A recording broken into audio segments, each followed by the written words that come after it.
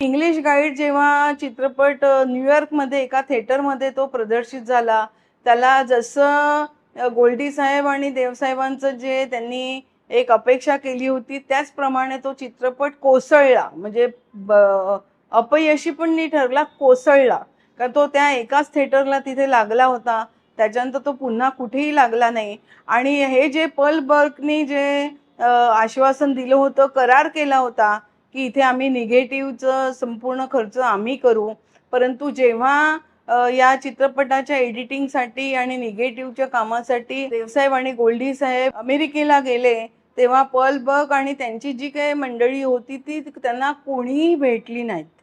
म्हणजे फोन करून भेटेना, ते तिथे त्यांच्या जे काही वेअर अबाउट्स होते तिथे देवसाहेबांनी जाऊन बघितलं तर ती कुठेही भेटली नाहीत. म्हणजे एवढी मोठी माणसं, मोठी नावं असलेली माणसं आणि तो सगळा जो बोजा होता खर्चाचा, तो देवसाहेबांवरतीच पडला.